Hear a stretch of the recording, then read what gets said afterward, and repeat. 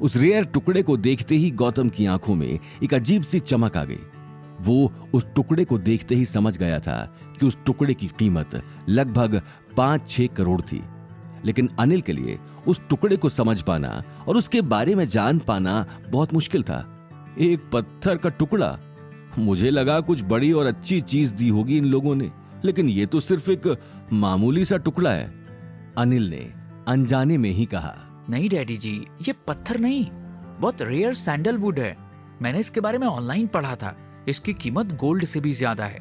ये ज्यादातर माउंटेन्स के टॉप पर ही पाया जाता है, लेकिन इसका मिलना भी बहुत रेयर है। गौतम की बात सुनकर अनिल भी उस स्टोन को हाथ में लेकर उसे ध्यान से देखने लगा। मैंने तो यहाँ तक भी सुना है कि इसे किंग ऑफ स्टोन भी कहते हैं।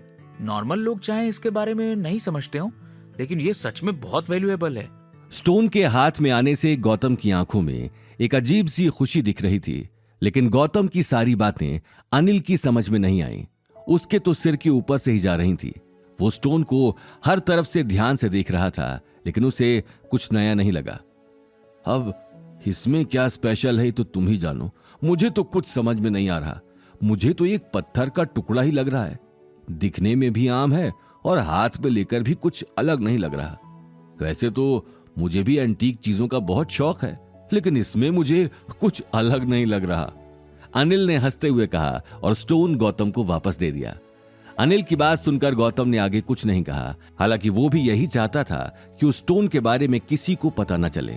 उसने अगले ही पल उस स्टोन को वापस पैक कर दिया, लेकिन पैक करते हुए भी उसे उसमें एक अजीब सी लाइट दिखाई दी। जरूर तुमने कुछ बड़ी मदद की होगी, तभी उस लड़की ने इतना महंगा गिफ्ट दिया है। अनिल ने सीट बेल्ट लगाते हुए कहा। नहीं नहीं डैडी, बस हम अच्छे दोस्त हो गए, बाकी कोई ऐसी बात नहीं है। ये बात कहते ही गौतम ने बॉक्स को कार के डैशबोर्ड पर रख दिया। अगले ही पल दोनों घर की तरफ निकल गए। कुछ ही देर में गौतम ने कार घर के बाहर खड़ी कर दी, लेकिन घर के अंदर जाते ही गौतम को सामने गीता बैठी हुई दिखाई दी। हमेशा की तरह ही गीता की आंखें गुस्से में चढ़ी हुई थी। आइए आइए राजा साहब, सुबह ऐसे ही निकल गए। किचन में बर्तन गंदे पड़े हैं, घर की सफाई भी नहीं हुई है, हॉल पूरा मिट्टी मिट्टी हो रहा है। बाहर जाने से पहले तुम्हें दिखाई नहीं दिया, या फिर अब तुम्हारा काम करने का मन नहीं होता? अरे भाग्यवान, अभी अभी तो आए हैं, थोड़ी सांस तो लेने दो, फिर कर लेना। अनिल ने आगे आकर गीता को समझाने की कोशिश की, लेकिन गीता को समझाना इतना आसान काम नहीं था। तुम तो चुप ही रहो जी। तुम्हें पता है, सुबह सुबह घर में मिट्टी देखकर मेरा दिमाग खराब हो जाता है। अरे इस आदमी को ये बात सोचनी तो चाहिए, काई ऐसे झोला उठा के थारे साथ हो लिया। 5-6 फंस तो मैं गई ना। हे भगवान, किस जन्म की सजा दे रहा है। मारी तो समझ में नहीं आ रहा। माँ ने काय पूरी जिंदगी हाथ पैर चलाने ही है, मारा तो नसीब ही फूट गया। पता नहीं क्या मनहूस और कामचोर आदमी इस घर के पल्ले बंध गया है। ये बात कहते हुए गीता ने अपने सिर पर हाथ रख लिया और सोफे पर बैठ गई। अनिल ये देखते ही हल्की मुस्कान के साथ गौतम को देखने लगा। गौतम गीता की इन हरकतों को अच्छे से जानता था। वो बिना कुछ कहे किचन में चला गया।